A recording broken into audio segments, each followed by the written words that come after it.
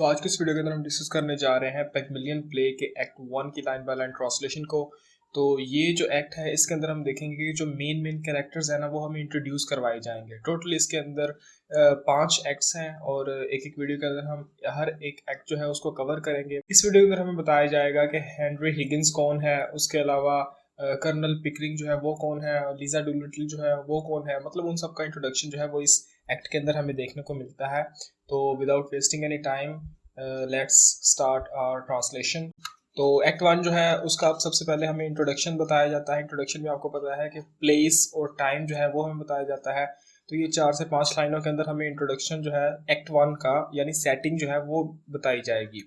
तो एक्ट 1 जो है वो स्टार्ट होता है कवेंट गार्डन। कवेंट गार्डन जो है ये एक जगह का नाम है। एट 11:15 PM रात का टाइम है, 11:15 का टाइम है रात का।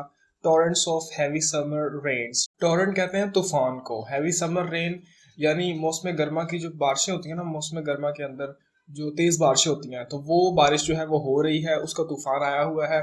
Cab whistles blowing frantically in all directions. Cab whistles यानी जो टैक्सी वाले लोग हैं उनकी घंटियां जो हैं वो इधर उधर ब्लोइंग यानी बज रही हैं फ्रेंटिकली। फ्रेंटिकली का मतलब होता है इन एन अनकंट्रोल्ड मैनर, मतलब अंधाधुंध जो है ना टैक्सी वाले जो है वो अपनी सीटियां बजा रहे हैं क्योंकि बारिश हो रही है और मुसाफिर जो है उन्होंने अपने अपने घर जाना है। तो कैब्स वाले जो है वो मुसाफिरों को अपनी टैक्सीज के अंदर बिठा रहे हैं। Pedestrians running for shelter into the market. तो पेडेस्ट्रियन कहते हैं पैदल चलने वाले जो लोग हैं ना वो क्या कर रहे हैं कि भाग रहे हैं फॉर शेल्टर, पनाह के लिए, कि मतलब वो किसी जगह के नीचे चले जाएं, इनटू द मार्केट के अंदर। And under the portico of Saint Paul's church, और यानी वो मार्केट में जा रहे हैं। उसके अलावा पोर्टिको कहते हैं एंट्रेंस, एंट्रेंस किसकी, सेंट पॉल चर्च। अब वहाँ पे एक चर्च है सेंट पॉल चर्च, उसकी इंट्रेंस जो है ना उसके अंदर भी लोग भाग रहे हैं क्योंकि वहाँ पे भी उनको शेल्टर मिल सकती है। Where there are already several people, और उस शेल्टर के अंदर यानी जो पोर्टिको है, एंट्रेंस जो है किसकी, सेंट पॉल चर्च की, उसके अंदर काफ़ी लोग जो है वो पहले से ही मौजूद है और बाकी दूसरे लोग जो है वो भी भागकर वहां पर आ रहे हैं। अमंग देम अ लेडी, अब उन सब लोगों में एक लेडी है, एंड हर डॉटर, और उसकी बेटी है। इन इवनिंग ड्रेस, दोनों ने इवनिंग ड्रेस पहना हुआ है यानी इवनिंग के टाइम कहीं पे जाने के लिए जो पहना जाता है वो ड्रेस पहना होता है। They are all peering out gloomily at the rain. अच्छा, पीरिंग आउट का मतलब होता है लुक सर्चिंगली, जैसे बंदा कुछ ढूंढ रहा होता है ना तो इस तरह से वो देख रहे होते हैं। ग्लूमिली यानी दुखी होकर, एट द रेन बारिश की तरफ, यानी कब ये रेन रुकेगी, बारिश रुकेगी और हम घर जाएंगे। एक्सेप्ट वन मैन, सिर्फ सिवाय एक आदमी के, यानी सब जो है वो बारिश की तरफ दुखी निगाहों से देख रहे हैं सिवाय एक आदमी के। विद हिज बैक, उसकी जो बैक होती है ना, उस आदमी की जो पीठ होती है, टर्न टू द रेस्ट, बाकी सब की तरफ होती है, यानी वो अकेला बारिश से ऑपोजिट साइड की तरफ ना मुंह करके खड़ा होता है, बाकी सब बारिश की तरफ मुंह करके खड़े होते हैं। Who seems wholly preoccupied with a notebook in which he is writing busily, और उस आदमी को देखकर ऐसा लग रहा होता है कि उसने ना एक नोटबुक पकड़ी हुई है और उसके अंदर वो कुछ लिख रहा है और उसके अंदर वो टोटली बिजी है। उसे कोई फर्क नहीं पड़ता कि बारिश हो रही है, वो जाएगा या नहीं जाएगा, उसे इस चीज की कोई परवाह नहीं है। The church clock strikes the first quarter, तो चर्च की जो घंटी होती है वो क्या करती है कि फर्स्ट क्वार्टर के लिए रिंग करती है, बजती है। फर्स्ट क्वार्टर का मतलब है यानी पहले 15 मिनट। तो 11:15 की जो चर्च की रिंग होती है वो बजती है। तो सबसे पहला कैरेक्टर है द डॉटर। डॉटर की लाइन है in the space between the central pillars close to the one on her left. अच्छा, अब मैंने आपको बताया कि ये जो कुछ कैरेक्टर्स हैं ये सेंट पॉल चर्च की जो पोर्टिको यानी उसकी जो एंट्रेंस है वहाँ पे खड़े हैं। तो एंट्रेंस के अंदर ना 2 पिलर्स हैं, ये दोनों पिलर के दरमियान में है और लेफ्ट वाला जो है उसके ज्यादा क्लोज खड़ी है ये द डॉटर। और वो कहती है I am getting chilled to the bone. Chilled to the bone ये एक फ्रेज है जिसका मतलब होता है कि मुझे बहुत ज़्यादा सर्दी लग रही है। What can Freddy be doing all this time, यानी अब तक फ्रेडी क्या कर रहा है। He is been gone 20 minutes, यानी उसे गए हुए 20 मिनट हो गए हैं और वो अब तक हमारे लिए कैब लेकर नहीं आया। तो द मदर की लाइन है ऑन हर डॉटर्स राइट, वो अपनी डॉटर के राइट साइड पे खड़ी होती है और कहती है नॉट सो लॉन्ग, यानी हाँ बेटी उसे गए हुए टाइम तो हो गया लेकिन इतना भी नहीं हुआ, यानी 20 मिनट तुम कह रही हो, नहीं इतना टाइम तो नहीं हुआ, ले ही आएगा। But he ought to have got us a cab by this, लेकिन उसे अब तक कैब जो है ना यानी गाड़ी जो है वो अब तक लेकर आ जाना चाहिए था। कमाल है रे बाबा, अब तक तो उसको आ जाना चाहिए था। ought टू जो है ये ड्यूटी के लिए यूज किया जाता है, जब एक ऐसी चीज जो कि हो जानी चाहिए थी उसके लिए यूज किया जाता है। तो अ बाय स्टैंडर यानी एक मुसाफिर जो होता है बाय स्टैंडर, वो साथ में खड़ा होता है ऑन द लेडीज राइट, यानी द मदर जो होती है उसके राइट साइड पे। मदर जो है वो डॉटर के राइट साइड पे खड़ी है और वो जो बाय स्टैंडर है स्टैंडर है वो मदर के राइट साइड पे खड़ा है। अच्छा, उसकी लाइन में कहता है he won't get no cab not until 11:30 missus. अच्छा, मिसेस जो वर्ड है ना, ये किसी भी पर्सन की वाइफ के लिए, यानी रैंडम किसी भी वाइफ के लिए यूज किया जाता है, किसी भी पर्सन की वाइफ के लिए, अपनी वाइफ के लिए भी मे भी कह सकते हैं, लेकिन किसी दूसरी की अगर वाइफ के लिए यूज करना हो तो तब भी ये वर्ड यूज होता है मिसेस। तो कहता है कि आपका जो बेटा है या जो भी जिसको आप फ्रेडी कह रही हैं, वो 11:30 बजे तक कोई भी कैब लेकर नहीं आएगा। अब आपने यहाँ पे चीज नोट की होगी कि यहाँ पे डबल नेगेटिव यूज हो रहा है, नो और नॉट, यानी डबल नेगेटिव। तो ये वैसे यूज तो नहीं होता, लेकिन क्योंकि हम जानते हैं कि लिटरेचर के अंदर रूल्स जो हैं वो चेंज होते रहते हैं, तो उन्हीं रूल्स की वायलेशन यहाँ पे हो रही है और यहाँ पे ये सेंटेंस जो है कंप्लीट हो रहा है। When they come back after dropping their theatre fares passengers, यानी जब तक वो गाड़ी वाले जो है ना वो अपने थिएटर के पैसेंजर्स को छोड़कर वापस नहीं आ जाते ना, तब तक आपको कोई भी गाड़ी नहीं मिलेगी। और इसका मतलब है कि 11:30 बजे तक आपको कोई भी गाड़ी नहीं मिलेगी। यानी जैसे ही बारिश शुरू हुई ना, तो थिएटर से निकलने वाले जो मुसाफिर थे, पैसेंजर थे, उन्होंने सब कैब्स जो थी वो बुक कर ली, और अब कोई भी कैब जो है वो वापस तब तक नहीं आएगी जब तक वो उनको छोड़कर नहीं आ जाती। द मदर की लाइन में कहती है but we must have a cab, यानी हमें एक ना एक कैब तो चाहिए। We can't stand here until 11:30, यानी हम यहाँ पर 11:30 बजे तक खड़े नहीं रह सकते। इट्स टू बैड, यानी मौसम बहुत ख़राब है। तो द बाय स्टैंडर जो होता है वो कहता है well it ant my fault Mrs, यानी ये मेरी गलती तो नहीं है मैम। तो द डॉटर जो होती है वो कहती है if Freddy had a bit of gumption he would have got one at the theatre door. तो डॉटर जो होती है वो कहती है गम्शन का मतलब होता है अकल, यानी अगर फ्रेडी जो है मेरा भाई जो है उसमें थोड़ी सी भी अकल होती ना, तो जैसे ही थिएटर के सामने कैब्स आई थी ना, तो वहीं से उसने एक ना एक जो है वो बुक कर लेनी थी, लेकिन उसका पता नहीं ध्यान नहीं गया या क्या हुआ। तो अब हम यहाँ पे खड़े हैं बारिश के अंदर। मदर जो होती है वो कहती है what could he have done poor boy, यानी उस बेचारे ने अब कोशिश तो की होगी, अब वो क्या ही कर सकता था, जितनी वो कोशिश कर सकता था उतनी कोशिश तो उसने की। द डॉटर कहती है other people got cabs why couldn't he, यानी बाकी लोगों को तो कैब मिल गई, उसे क्यों नहीं मिली। तो इतने में क्या होता है कि Freddy rushes in out of the rain from the Southampton Street side. तो ये वो जगह है जहां से वो भागता हुआ आ रहा होता है, बारिश हो रही है और बारिश में वो भागता हुआ वहां पर आ रहा है Freddy. And comes between them closing a dripping umbrella, उसके पास एक छाता होता है जिसको वो बंद करता हुआ ना उनके पास आता है, यानी उस माँ बेटी के पास आता है। और ही is a young man of 20, ये 20 साल का एक लड़का होता है, इन इवनिंग ड्रेस, ये भी अपनी माँ और बहन की तरह इसने भी इवनिंग ड्रेस पहना होता है। Very wet around the ankles, और ये भी टखनों तक गीला हो चुका होता है क्योंकि बारिश में आया होता है ना। ये छाते ने इसको ऊपर से तो बचा लिया, लेकिन जो नीचे पानी था उसने इसके टखनों तक इसको गीला कर दिया। तो उसके बाद द डॉटर की लाइन में कहती है well have not you got a cab, यानी फ्रेडी तुम्हें कोई कैब नहीं मिली। तो फ्रेडी कहता है there is not one to be had for love or money, यानी वहां पर कोई भी कैब नहीं थी, चाहे आप पैसे दें या आप लव दें। मतलब ये एक फ्रेज होती है फॉर लव और मनी, जिसका मतलब होता है कि मतलब किसी भी कीमत पर वहां पर कैब मौजूद नहीं थी। तो द मदर जो होती है वो कहती है O Freddy there must be one, यानी फ्रेडी वहां पर एक ना एक तो होगी। यू कांट हैव ट्राइड, यानी तुमने सही तरह से कोशिश नहीं की। द डॉटर जो होती है वो कहती है इट्स टू टायरसम, यानी मैं यहाँ पर थक चुकी हूँ, ये बहुत थका देने वाला काम है जो मैं यहाँ पे खड़ी हूँ। Do you expect us to go and get one ourselves. तो उसकी बहन कहती है कि क्या तुम चाहते हो कि हम खुद जाएं और जाकर कैब लेकर आए। तो वही एक टिपिकल ब्रदर सिस्टर वाली वो जो लड़ाई होती है कि मतलब सिस्टर जो है वो थोड़ा सा उसको कह रही है कि मैं अब जाऊँ तुम्हारी जगह पे कैब लेकर आऊँ। तो फ्रेडी जो होता है वो कहता है I tell you they are all engaged, यानी मैंने तुम्हें बताया कि वो सब बिजी हैं। इंगेज्ड का मतलब है कि वो बुक है, मतलब हर कैब के अंदर कोई ना कोई बैठा है और वो पैसेंजर्स को छोड़ने गई हैं। The rain was so sudden, यानी बारिश जो अचानक आई है। नोबडी वॉज प्रिपेयर्ड, कोई भी तैयार नहीं था। And everybody had to take a cab, और हर किसी को एक कैब चाहिए थी। I have been to Charing Cross one way, यानी मैं एक साइड से चेरिंग क्रॉस तक गया, and nearly to Ludgate Circus the other, और दूसरी तरफ मैं लगेट सर्कस जो जगह है वहां तक गया। यानी अब वो दो लोकेशंस बता रहा है कि अगर राइट साइड की मैं बात करूं, हम ये इमेजिन कर रहे हैं, मतलब ना मैं इमेजिन करके बात कर रहा हूँ कि अगर राइट साइड की बात करें तो मैं चेरिंग क्रॉस तक गया, यानी कितना दूर आप समझ सकते हैं कि मैं कितना दूर भाग कर गया कैब के लिए। और अगर राइट साइड की बात करूँ तो लगेज सर्कस जो है वहां तक मैं भाग कर गया। And they were all engage, लेकिन मुझे कोई भी कैब नहीं मिली क्योंकि सब जो थी वो इंगेज थी, उनके अंदर पैसेंजर्स मौजूद थे और वो सवारियों को छोड़ने जा रहे थे कैब वाले।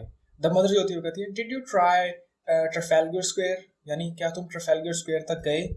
तो अब ये कोई और जगह होगी जो कि मतलब साथ ही होगी या दूर होगी। तो फ्रेडी जो होता है वो कहता है there wasn't one at Trafalgar Square, यानी वहाँ पर कोई भी नहीं थी कैब जो थी। अब ये ना एक आप समझ लें कि एक जनरल सी चीज़ है कि मैं आपको समझाता हूँ कि हमारे साथ भी ऐसा होता है कि अगर हमसे किसी ने पूछा ना कि तुमने ये काम किया है, और अगर हमने वो काम नहीं किया, तो हम बजाय इसको ये कहेंगे कि हमने ये काम नहीं किया, हम उसका ऑल्टरनेटिव जवाब ढूंढने की कोशिश करेंगे। तो उसकी मदर ने भी पूछा कि क्या तुम ट्रफेलगर स्क्वायर तक गए।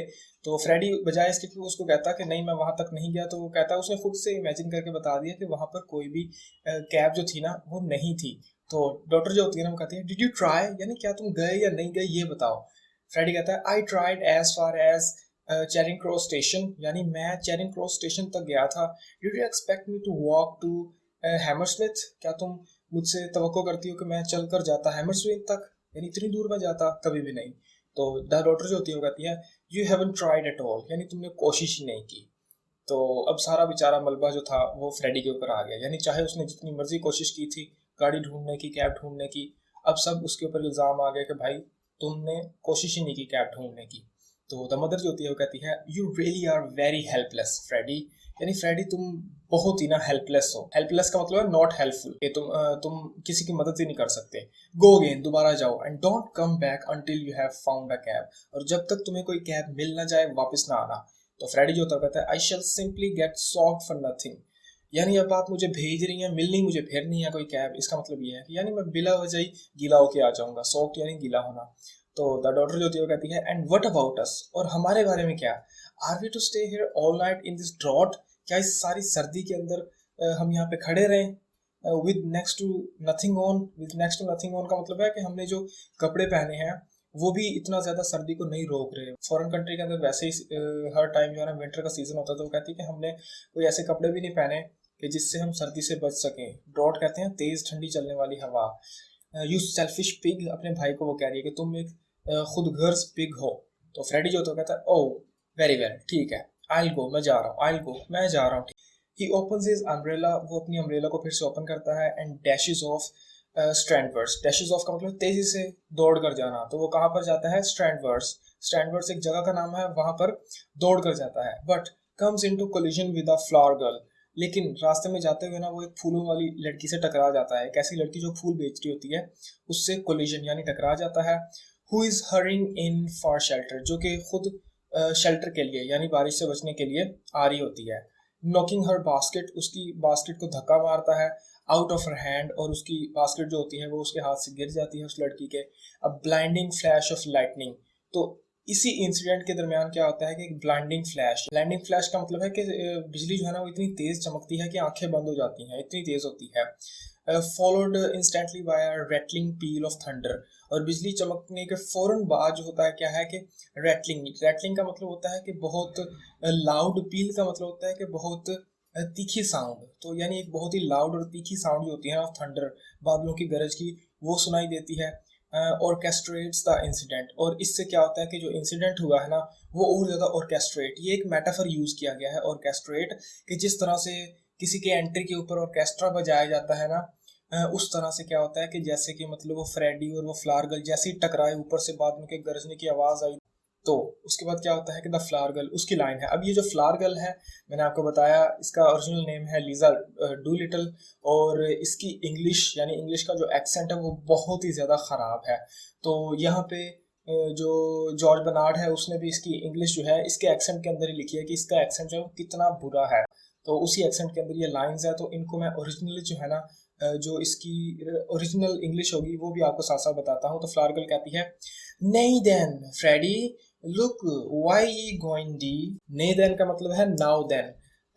नाउ देन या फिर नाउ देन जो होता है ना, इसको जब हम किसी को कोई कोई गलती कर दी, जैसे आपके साथ टकरा के चला गया, तो हम कहते हैं ओए ऐसे करके। तो ये वो वाला जो एक्सप्रेशन है ना यहाँ पे शो होता है, नहीं देन यानी हे फ्रेडी, यानी ये क्या हुआ फ्रेडी, लुक देखो, वाई यू गोइंग डियर, तो इस लाइन का मतलब है कि where are you going dear, यानी तुम कहाँ जा रहे हो भाग कर लड़के, फ्रेडी देखो तो सही तुम क्या कर रहे हो, कहाँ पर भाग कर जा रहे हो।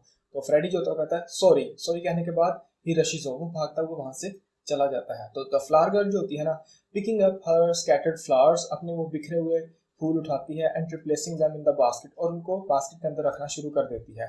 अब ये उसकी लाइन है, वो कहती है देयर्स मैनर्स फॉर यू, यानी इस लाइन का मतलब है कि कुछ मैनर्स होने चाहिए, यानी बंदे के अंदर थोड़ी सी तमीज़ होनी चाहिए ना।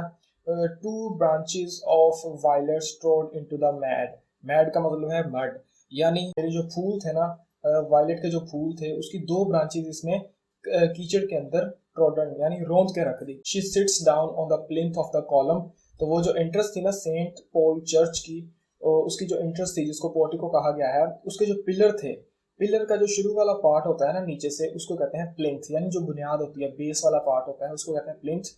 तो ये जो होती है ये उस पिलर की प्लिंथ के ऊपर यानी बेस के ऊपर बैठ जाती है। सॉर्टिंग हर फ्लावर्स, अपने फूलों को सेट कर रही होती है ऑन द लेडीज राइट, यानी वो जो मदर वहाँ पे खड़ी होती है, लेडी जो होती है उसके राइट साइड पे होती है, ये बैठ जाती है।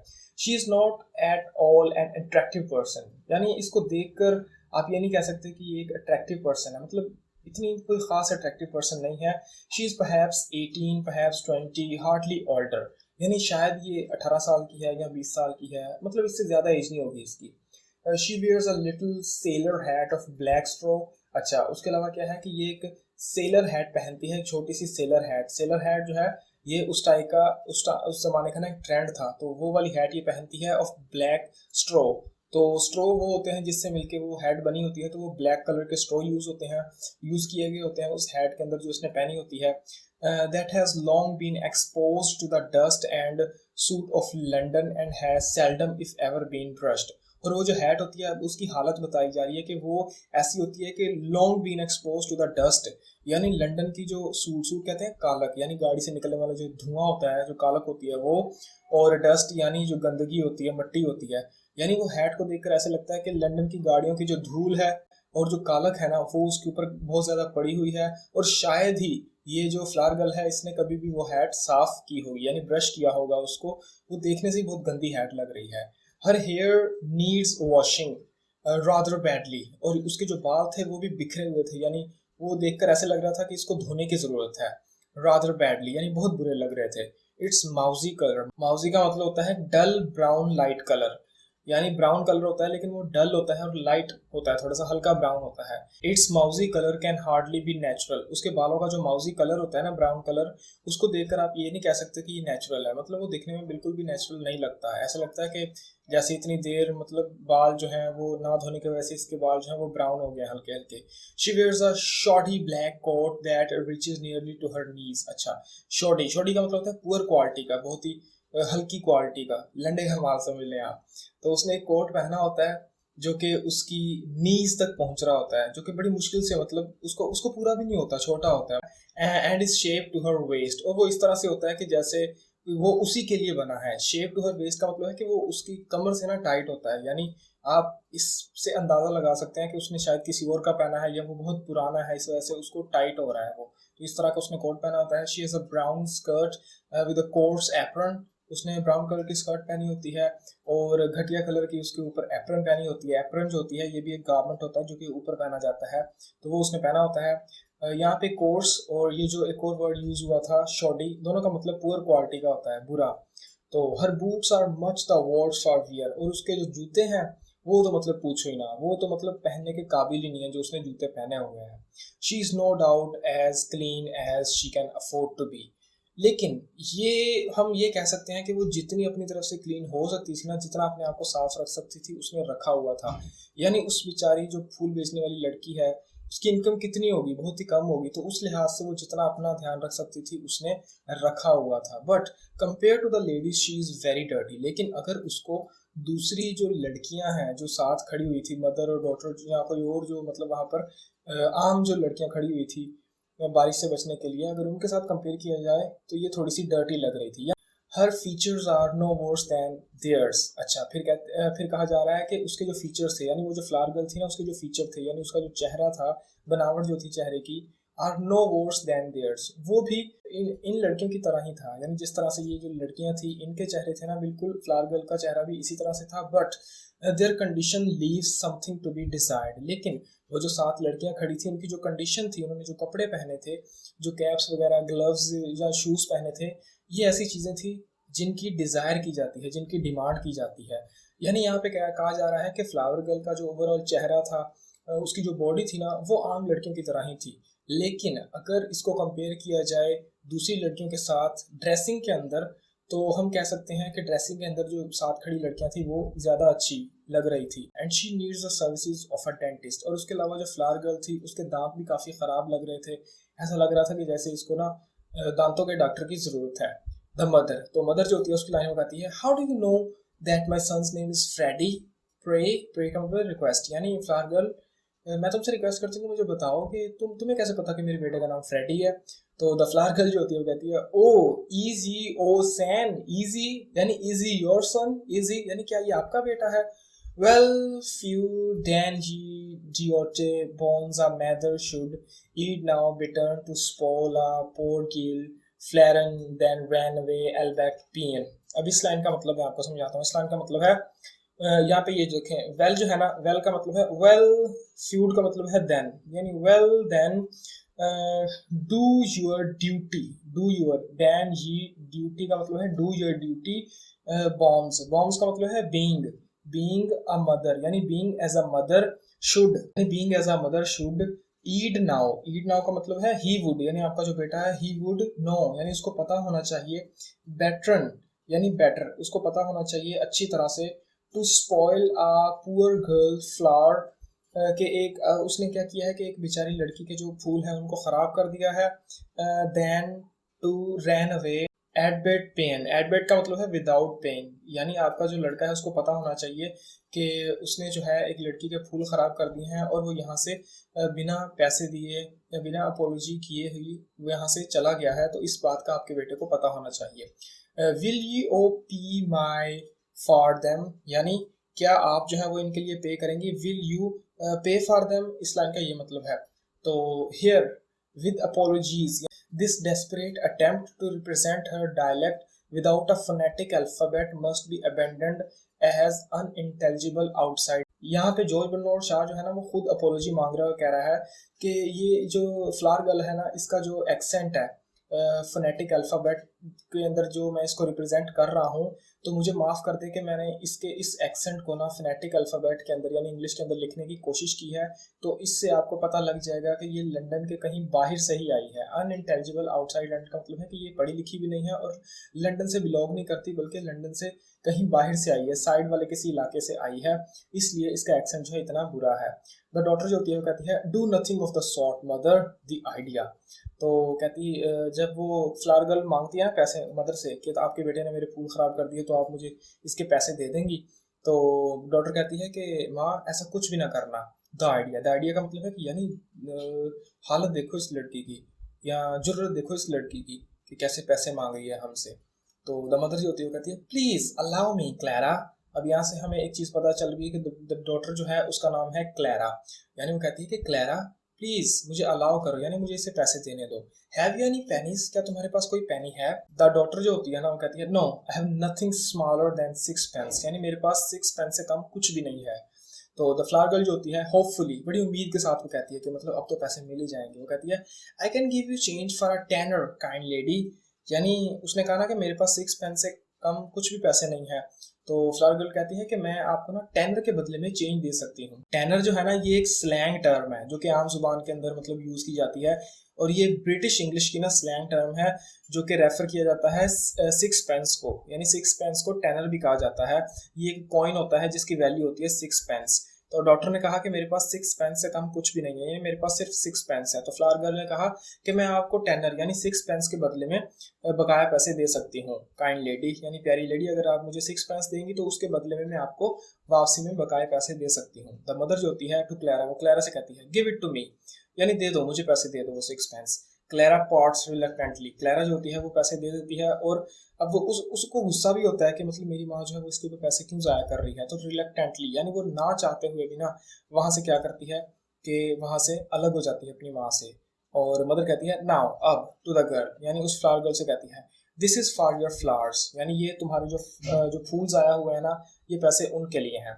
तो द फ्लावर गर्ल जो होती है ना वो कहती है, थैंक यू काइंड लेडी, यानी बहुत बहुत शुक्रिया काइंड लेडी, मेहरबान लेडी। द डॉटर जो होती है वो कहती है, make her give you the change, यानी तुमने मेरी माँ को तुम्हें पैसे देने के लिए मना ही लिया, यानी एक तरह से तुमने उनको फोर्स कर ही दिया कि वो तुम्हें पैसे दे दें। These things are only a penny a bunch, यानी ये जो तुमने चीज़ें रखी हुई हैं बेचने के लिए, यानी फूल जो हैं इनकी कीमत सिर्फ कुछ पेनीज हैं। और बंच जो होता है इसका मतलब होता है मोर देन वन, यानी ये जितने भी फूल हैं तुम्हारे पास ना, ये सारे फूल मिलके एक पेनी के बराबर होंगे, और तुमने मेरी माँ से थोड़े से फूलों के लिए जो है 6 पेनीज तकरीबन ले ली हैं। तो ये बात यहाँ पे वो कह रही है। तो द मदर जो होती है ना वो कहती है do hold your tongue Clara, Clara अपनी जुबान संभालो। टू द गर्ल, फिर उस फ्लावर गर्ल से कहती है you can keep the change, यानी अभी उसको 6 पेंस दिए थे, वापस नहीं लिए थे, तो अब उसको कह रही है कि तुम ये 6 के 6 पेंस जो है, ये टेनर का जो कॉइन है, ये तुम रख सकती हो। तो द फ्लावर गर्ल जो होती है कहती है ओह थैंक यू लेडी, यानी लेडी आपका बहुत बहुत शुक्रिया। तो मदर जो होती है वो कहती है नाउ अब tell me how you know that the young gentleman's name, यानी तुम्हें कैसे पता कि वो जो यहाँ पे लड़का तुम्हारे साथ टकराया था उसका नाम तुम्हें कैसे पता कि उसका नाम फ्रेडी है। तो द फ्लावर गर्ल जो होती है कहती है आई डिडंट, यानी मुझे नहीं पता था उसका नाम। तो द मदर जो होती है कहती है I heard you call him by it, यानी मैंने तुम्हें सुना था, तुमने उसे इसी नाम से बुलाया था, उसके अपने नाम से यानी फ्रेडी से बुलाया था। डोंट ट्राई टू डिसीव मी, यानी मुझे धोखा देने की कोशिश ना करो, मुझे बताओ। द फ्लावर गर्ल जो होती है ना प्रोटेस्टिंग, यानी वो अपने आप को बचाते हुए, यानी अपने आप को डिफेंड करते हुए कहती है who is trying to deceive you, यानी आपको कौन धोखा दे रहा है। आई कॉल्ड हिम फ्रेडी और Charlie same as you might yourself if you was talking to a stranger and wish to be pleasant. कहती है कि मैंने उसे फ्रेडी या चार्ली कहा, मतलब ये वो कहना चाह रही है कि ये फ्रेडी जो नाम है या चार्ली जो नाम होते हैं ना, ये आम नाम होते हैं कि अगर आप किसी स्ट्रेंजर से मिलते हैं और आप ये नहीं चाहते कि वो आपसे मिलने के बाद गुस्सा हो जाए या खुश ना हो, यानी आप उसको खुश देखना चाहते हैं, तो आप उसे इन नामों से बुलाते हैं। यानी अगर आपको किसी का नाम नहीं पता तो आप उसको फ्रेडी या चार्ली कहकर ही बुलाएंगे। तो मैंने भी इसी सोच के साथ, इसी माइंडसेट के साथ आपका जो बेटा है फ्रेडी, उसको फ्रेडी कहा था। अच्छा, she sits down beside her basket, फिर वो अपनी बास्केट के साथ बैठ जाती है। तो द डॉटर जो होती है ना वो कहती है 6 पेंस थ्रोन अवे, यानी माँ तुमने जो 6 पेंस थे ना वो जाया कर दिए। Really mama you might have spared Freddy that, यानी मामा आपने सच में 6 पेंस जो है वो जाया कर दिए, यानी आपको ना इस नुकसान के लिए फ्रेडी को माफ कर देना चाहिए था। यानी आपको चाहिए था कि आप इस लड़के को पैसे ना देती और अपने बेटे को माफ कर देती, लेकिन आपने 6 पेंस जाया कर दिए। She retreats in disgust behind the pillar, वो पीछे चली जाती है in disgust, यानी गुस्सा होकर, नफरत के साथ, behind the pillar, पिलर के पीछे, यानी वो नफरत के साथ गुस्सा होते हुए पीछे चली जाती है daughter. An elderly gentleman of the amiable military type rushes into shelter, अब क्या होता है कि उन सब के दरमियान एक और आदमी आता है जो कि एल्डरली जेंटलमैन, थोड़ा सा मतलब ज्यादा एज का होता है, आप समझ लें कि 35-40 का होगा। अमाइबल होता है फ्रेंडली, यानी दिखने में फ्रेंडली मिलिट्री टाइप का आदमी होता है। रशेस इनटू शेल्टर, भागकर वो भी वहां पर आता है उस पोर्टिको के अंदर। And closes a dripping umbrella, वो भी आते भाग कर आता है ना, और अपनी जो छतरी होती है जो कि उसने ऊपर ली होती है बारिश में, जैसे वो शेल्टर में आता है तो उसको वो क्लोज करता है, बंद करता है। He is in the same plight as Freddy, plight का मतलब होता है difficult situation. Very wet about the ankles, और ये जो है ये भी एंकल्स तक यानी टखनों तक गीला है। यहाँ पे प्लाइट का मतलब है कि जिस तरह से फ्रेडी जो था उसके एंकल्स तक पानी आ गया था, उसी तरह से इस जेंटलमैन के भी एंकल्स तक पानी आ चुका है। He is in evening dress, ये भी इवनिंग ड्रेस में होता है, विद अ लाइट ओवरकोट, हल्के से कलर का या हल्के से वजन का इसने ओवरकोट पहना होता है। He takes the place left vacant by the daughter's retirement, तो वहां पर ना सब लोग जो थे ना वो शेल्टर के अंदर खड़े थे, तो जैसे ही वहां से द डॉटर जो थी ना वो अपनी जगह से साइड पे हुई ना अपनी माँ से नाराज होके, तो वहां पर जो जगह खाली बच गई, ये जेंटलमैन जो है ये वहां पर आकर खड़ा हो गया। द जेंटलमैन जो होता है फ्यू, जैसे बंदा मतलब थक हार के कहता है ना फ्यू, तो उस तरह का ये एक्सप्रेशन है। तो द मदर जो होती है टू द जेंटलमैन, जेंटलमैन से कहती है oh sir is there any sign of it stopping, तो द मदर जो होती है वो पूछती है कि सर इस बारिश के कोई रुकने का अमकान वगैरह है या नहीं। द जेंटलमैन जो होता है वो कहता है आई एम अफ्रेड नॉट, यानी मुझे डर है कि शायद ये बारिश नहीं रुकेगी अभी। It started worse than ever about 2 minutes अगो, यानी 2 मिनट पहले ये पहले से भी ज्यादा तेज हो गई है। He goes to the plinth beside the flower girl, तो फ्लावर गर्ल जो होती है ना वो पिलर की प्लिंथ यानी बेस के ऊपर बैठी होती है, तो उसके साथ जाके ये खड़ा हो जाता है। Puts up his foot on it, ये भी उस पिलर की प्लिंथ यानी जो बेस होती है उसके ऊपर पाँव रखता है जिसके ऊपर बैठी होती है flower girl. And stoops to turn down his trouser ends, और अपने ट्राउजर को जो नीचे से ऊपर करने के लिए ना ये नीचे झुकता है। ये वर्ड है स्टूप्स, इसका मतलब होता है झुकना। अगर एक ओ होता तो इसका मतलब होना था स्टॉप यानी रुकना। तो उसके बाद क्या होता है कि द मदर की लाइन है, वो कहती है oh dear she retired sadly and joins her daughter. यानी जब उसे पता चलता है कि बारिश जो है वो जल्दी नहीं रुकेगी, तो वो क्या करती है कि ओ डियर वाला एक्सप्रेशन देते हुए अपनी बेटी के पास चली जाती है। उसकी बेटी पीछे खड़ी होती है ना, तो वो भी अपनी बेटी के पास चली जाती है। तो द फ्लावर गर्ल जो होती है ना, taking advantage of the military gentleman's proximity, proximity कहते हैं closeness, to establish friendly relations with him. तो फ्लावर गर्ल जो होती है, जब वो देखती है कि एक जेंटलमैन है जो कि मेरे साथ ही खड़ा है और अपने ट्राउजर को ठीक करने की कोशिश कर रहा है, तो वो ना उसके साथ फ्रेंडली रिलेशन बनाने के लिए ना, ताकि ये मेरे फूल खरीद ले, तो क्या करती है कि उसका एडवांटेज लेती है, फायदा उठाती है। वो कहती है if it's worse it's a sign it's nearly over. यानी पहले वो अब बातचीत से शुरू करेगी, अब उसको डायरेक्ट तो नहीं कह सकती ना कि मेरे से फूल ले लो, तो अब ना वो उससे बात शुरू कर रही है। वो कहती है कि अगर ये बारिश जो है पहले से भी ज़्यादा तेज़ हो गई है, तो इसका मतलब ये है कि ये बहुत जल्द रुकने वाली है। सो चीयर अप, इसलिए खुश हो जाओ कैप्टन, यानी उस जेंटलमैन को कह रही है कि कैप्टन इसलिए खुश हो जाओ, and buy a flower off a poor girl, और मुझ जैसी गरीब लड़की से एक फूल खरीद लो। तो जेंटलमैन जो होता है वो कहता है आई एम सॉरी, यानी मुझे माफ़ कर दो, आई हैवंट एनी चेंज, मेरे पास छुट्टे नहीं है। द फ्लावर गर्ल जो होती है वो कहती है I can give you change captain, यानी कैप्टन मैं आपको खुले पैसे दे सकती हूँ। द जेंटलमैन जो होता है वो कहता है फॉर अ सॉवरेन, यानी क्या तुम मुझे सॉवरेन के बदले में खुले पैसे दे सकती हो। अब सॉवरेन जो है ना, ये एक गोल्ड कॉइन होता है जिसकी कीमत होती है 1 पाउंड, जिसको आप 20 शिलिंग्स भी कह सकते हैं, जो कि मतलब काफ़ी ज़्यादा पैसे होते हैं। तो जेंटलमैन कहता है कि मेरे पास एक गोल्ड कॉइन है जो कि सॉवरेन है, आई हैव नथिंग लेस, उससे कम मेरे पास पैसे नहीं है।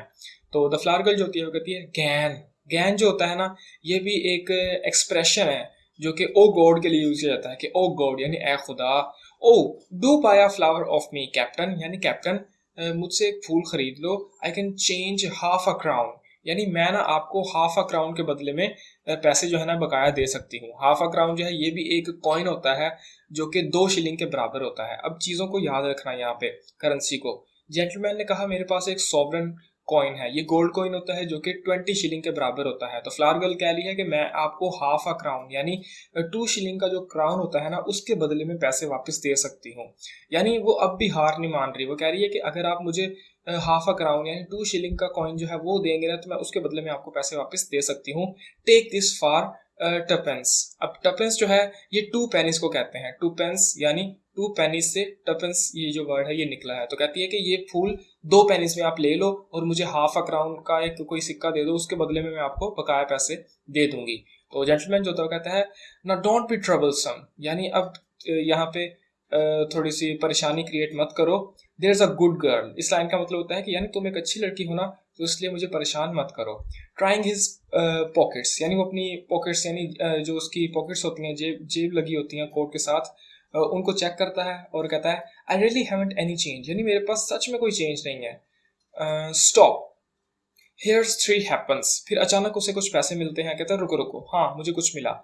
3 हैपन्स, हैपन्स का मतलब होता है हाफ पेनीज, 1.5 पेनीज उसको ना अपनी पॉकेट के अंदर मिलती हैं। तो वो कहता है ये रही मेरे पास 1.5 पेनीज है, if that's any use to you, यानी ये रख लो अगर ये तुम्हारे काम आते हैं।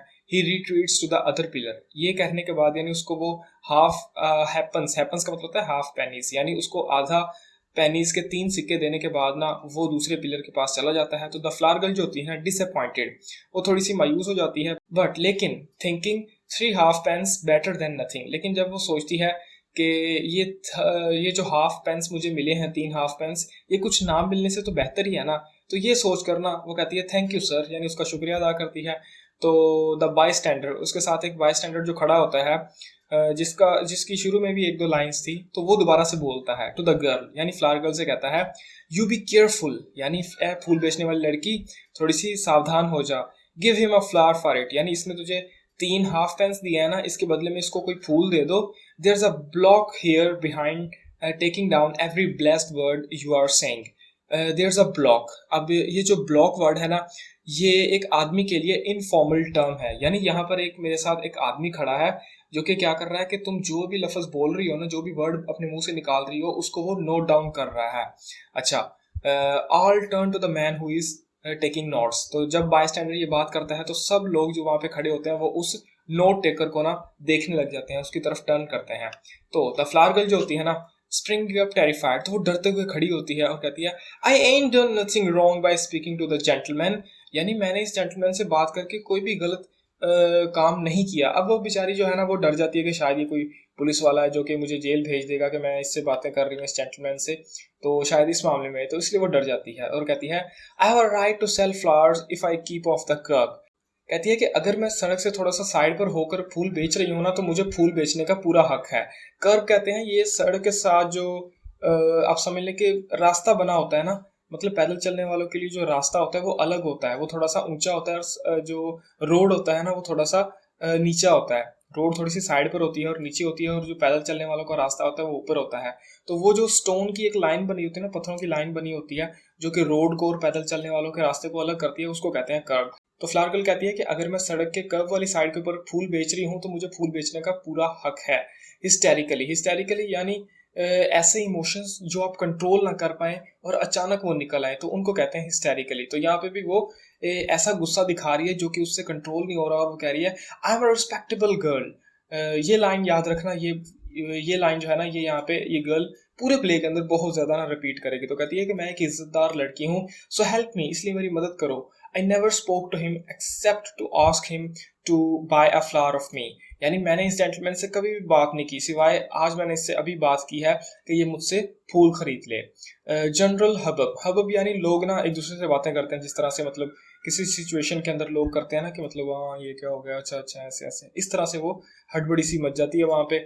And mostly sympathetic to the flower girl, और उनमें से ज्यादा लोग जो होते हैं वो उस फूल बेचने वाली लड़की के लिए सिंपथी यानी हमदर्दी दिखा रहे होते हैं, but deprecating her excessive sensibility.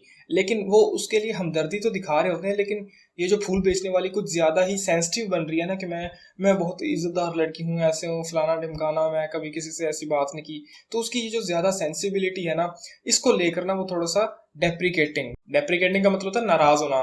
तो उसकी ये जो सेंसिबिलिटी है कि मैं बहुत अच्छी हूँ, मैंने कभी किसी से बात नहीं की बिला वजह, इस तरह की जो बातें हैं उनको लेकर वो थोड़ा सा नाराज हो रहे हैं, लेकिन ओवरऑल वो उसको सिंपथी दे रहे हैं। अच्छा, क्राइज ऑफ डोंट स्टार्ट हॉलरिंग। तो इतने में ना इधर उधर से आवाजें आने लग जाती है कि मतलब चिल्लाओ नहीं, ऐ फूल बेचने वाली लड़की चिल्लाओ तो नहीं। हु इज हर्टिंग यू, कौन तुम्हें मतलब तंग कर रहा है। Nobody is going to touch you, तुम्हें कोई भी छूने नहीं वाला।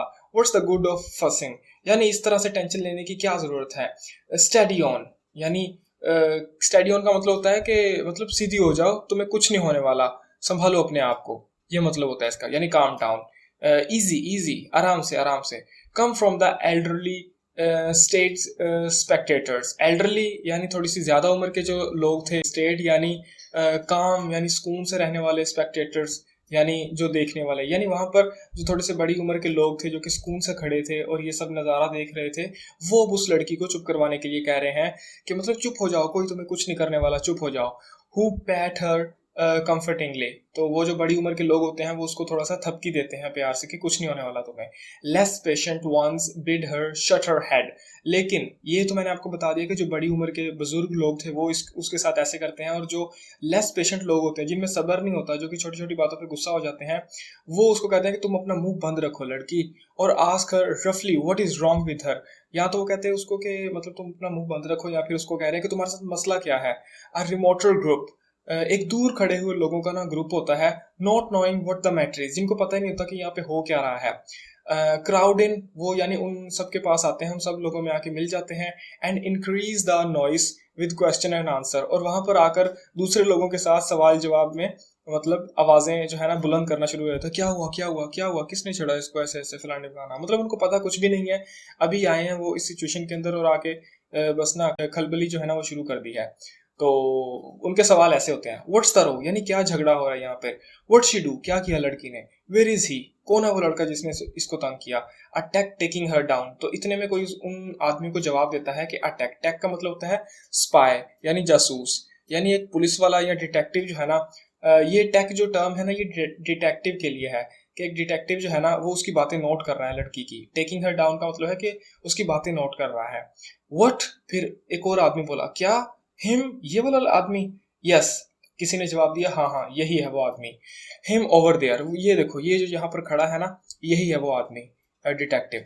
टुक मनी ऑफ द जेंटलमैन, इस लड़की ने उस जेंटलमैन से पैसे लिए हैं, ईटीसी, इस तरह के मतलब वहां पे सवाल होते हैं।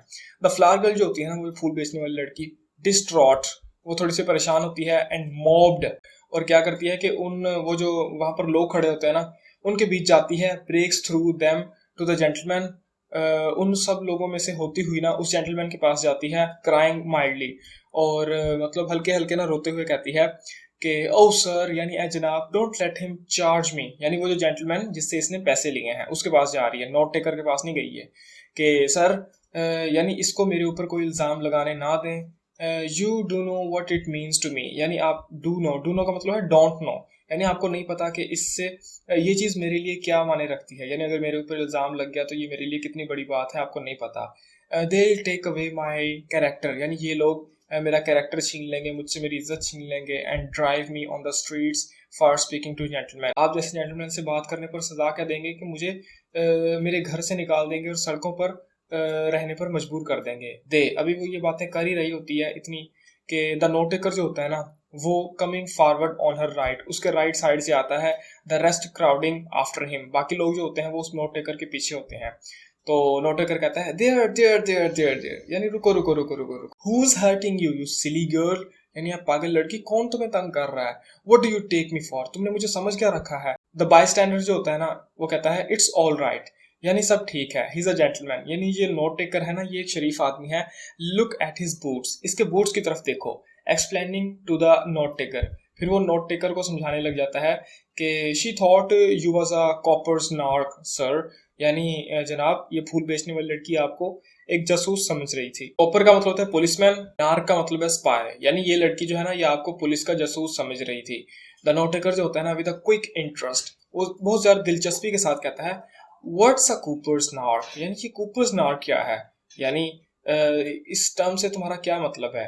तो द बाय स्टैंडर जो होता है ना, इनेप्ट एट डेफिनेशन, इनेप्ट का मतलब होता है कि उसको भी अब डेफिनेशन यानी इस टर्म का नहीं पता, उसने भी कहीं से ये टर्म सुनी है, तो वो कहता है इट्स ये ना इसका मतलब होता है well it's a copper's nark, मतलब इसका मतलब कूपर्स नार्क ही होता है। अब उसको मतलब नहीं पता, बस वो वैसे ही कह रहा है कि इसका मतलब कूपर्स नार्क ही है, एज यू माइट से, बस आप यही कह सकते हैं, इसका मतलब यही है। What else would you call it, यानी कूपर्स नार्क के अलावा कौन सा वर्ड होगा जो कि हम इसको कह सकते हैं। अ सॉर्ट ऑफ इन्फॉर्मर, यानी हम कह सकते हैं कि ये आपको खबरी समझ रही थी, यानी पुलिस का जासूस, या फिर आप कह लें खबरी आपको समझ रही थी।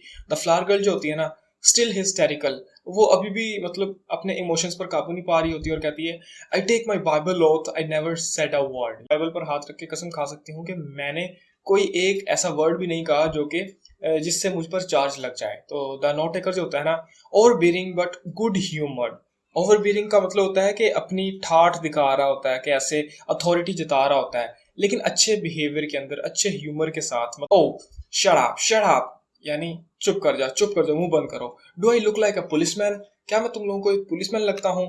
द फ्लावर गर्ल जो होती है ना, फार फ्रॉम रीअश्योर्ड, यानी उसको कोई फर्क नहीं पड़ा, वो अब भी अपनी उस बात के ऊपर कायम है कि ये पुलिस वाला है और ये मेरे ऊपर केस करेगा कोई।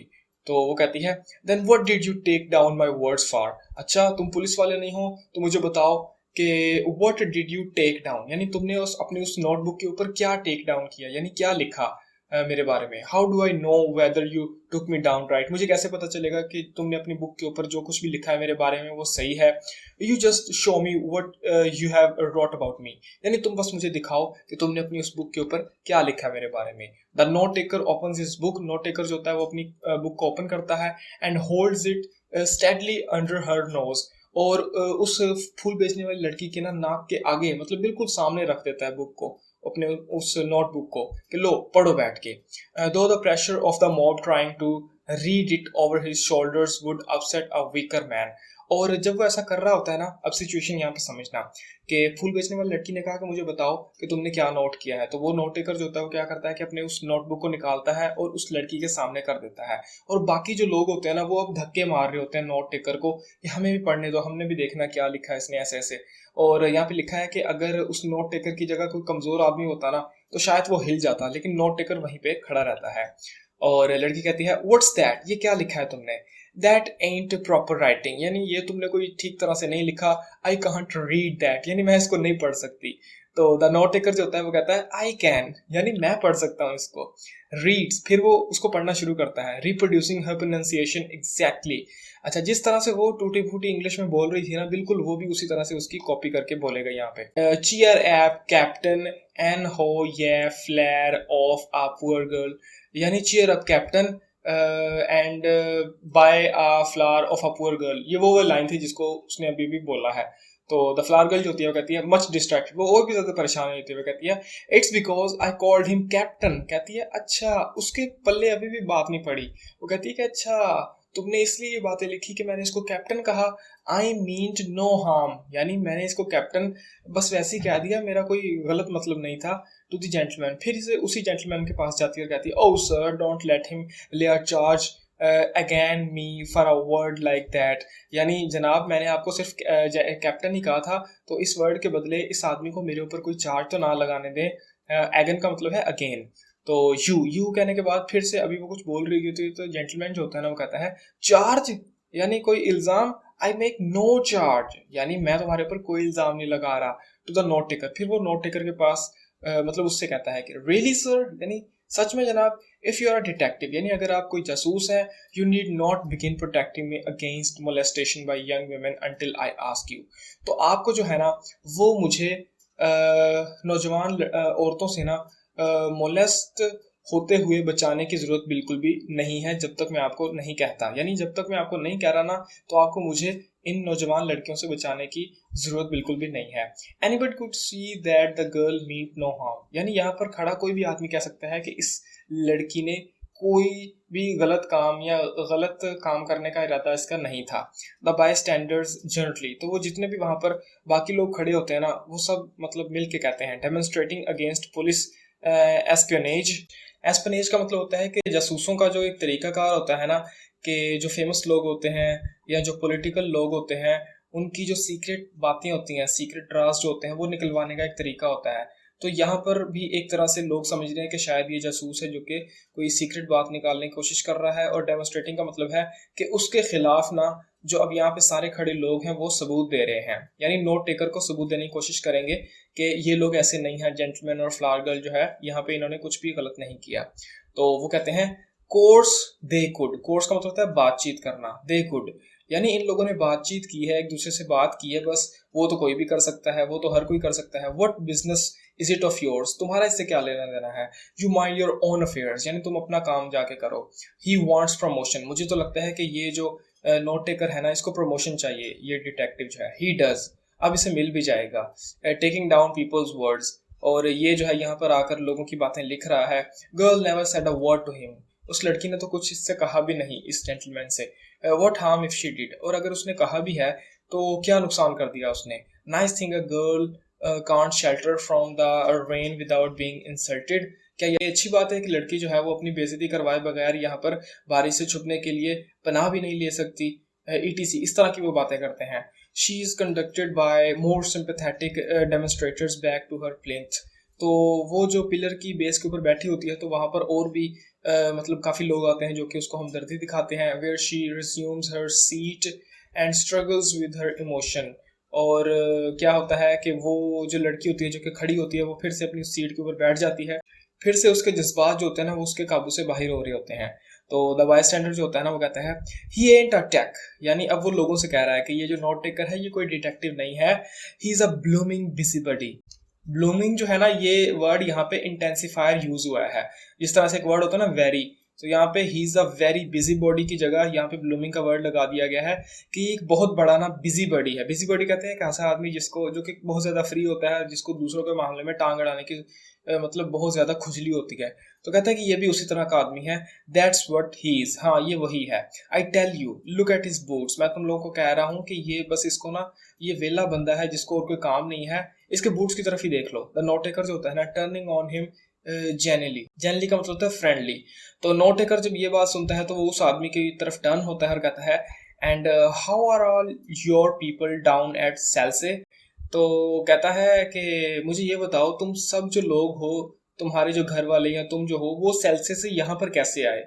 मतलब सेल्से एक ऊपर इलाका है जो कि थोड़ा सा अपर साइड पर है और ये थोड़ा सा डाउन साइड पर इलाका है, तो तुम वहां से यहाँ पर कैसे आए। अब इस लाइन के अंदर वो उसका जो नेटिव मतलब जो जगह है ना, जो होमलैंड है, उसके बारे में बता रहा है कि जहाँ से उसको उसका डायलेक्ट मिला है, जहाँ से उसको उसकी जुबान मिली है। क्योंकि ये जो नोट टेकर है इसने उसकी जुबान को यानी उसके बोलने के तरीकों को देख कर ना उसका घर बता दिया कि वो कहाँ से आया है। तो यही चीज वो पूछ रहा है। तो बायस्टैंडर जो होता है ना, सस्पिशियसली, वो शक शक के साथ कहता है Who told you my people come from Celsius? तुम्हें किसने बताया कि मेरे लोग सेल्सियस से आए हैं, यानी हम लोग सेल्सियस से आए हैं। द नोट टेकर जो होता है ना कहता है नेवर यू माइंड, कोई बात नहीं, रहने दो। दे डिड, यानी वो आए हैं, बस इतना ही काफ़ी है कि वो लोग आए हैं, बस इतना ही काफ़ी है।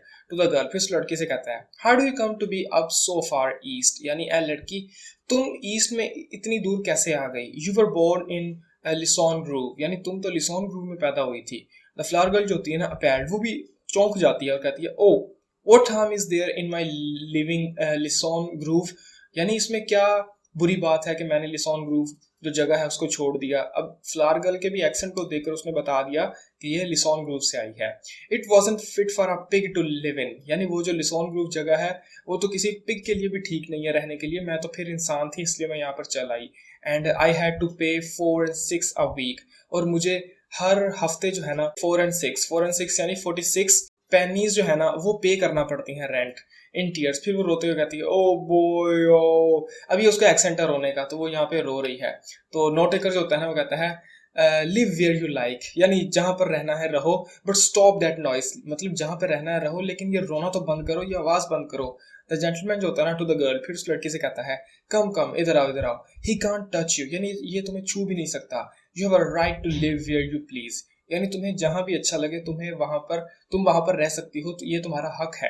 अ सार्केस्टिक बायस्टैंडर, तो उनमें से ना एक बायस्टैंडर होता है जो कि थोड़ा सा अब जिसको खलबली मची है और वो ना थोड़ा सा इनके साथ खेल खेलने की कोशिश करेगा। तो वो क्या करता है कि thrusting himself between the note taker and the gentleman, वो उन दोनों के दरमियान आ जाता है, नोट टेकर और जेंटलमैन के दरमियान आता है और कहता है पार्क लेन, यानी पार्क लेन का बताओ फॉर इंस्टेंस, यानी मिसाल के तौर पर पार्क लेन का बताओ। I would like to go into the housing question with you, I would, यानी मैं चाहता हूँ कि मैं तुम्हारे साथ वो घर वाले जो सवाल है ना वो करूँ। यानी अभी अभी इस आदमी ने देखा कि ये जो नोट टेकर है इसने लोगों के घर का बताया कि वो कहाँ से आए हैं, तो कहता है कि मुझे तुम बताओ पार्क लेन के बारे में बताओ कि पार्क लेन से कौन आया है, मतलब इस तरह के सवाल करो मुझसे। द फ्लावर गर्ल जो होती है ना सबसाइडिंग इनटू ब्रूडिंग मेलनकली, सबसाइडिंग का मतलब होता है नीचे बैठ जाना, इनटू अ ब्रूडिंग, ब्रूडिंग का मतलब होता है सोच विचार में, मेलनकली यानी उदासी, ओवर हर बास्केट, यानी अपनी टोकरी जो होती है ना उसके साथ वो बैठ जाती है और बेचारी एक ना उदासी वाली ना सोच विचार में पड़ जाती है।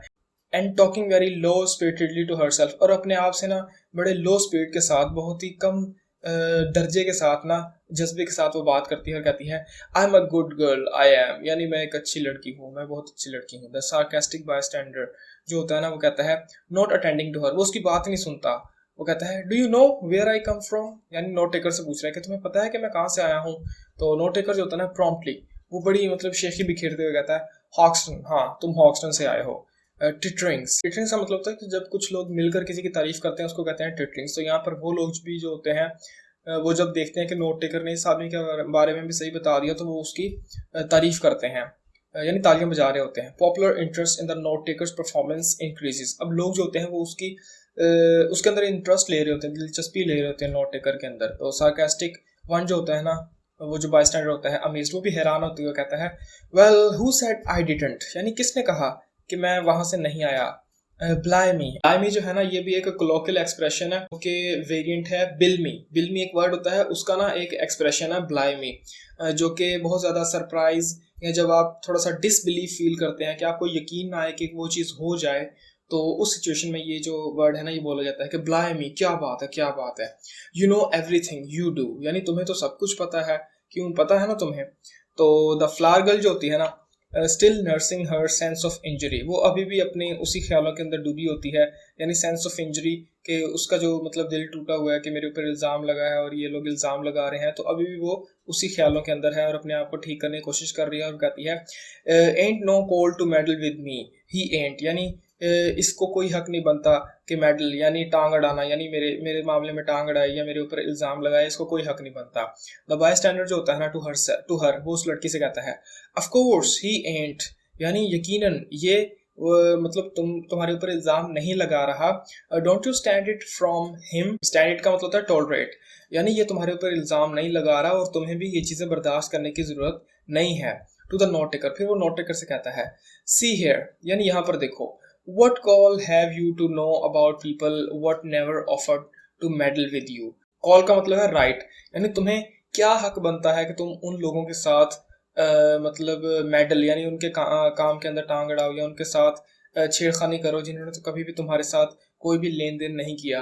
वेयर इज योर वारंट, यानी तुम्हारा वारंट कहाँ पे है, सर्च वारंट कहाँ पे है, या इस काम का वारंट कहाँ पे है, सॉरी सर्च वारंट नहीं, सेवरल बाय स्टैंडर्ड्स। तो वहां पर जितने भी बाकी लोग खड़े होते हैं बाय स्टैंडर्ड्स यानी वहां पर खड़े लोग होते हैं, encouraged by this seeming point of law.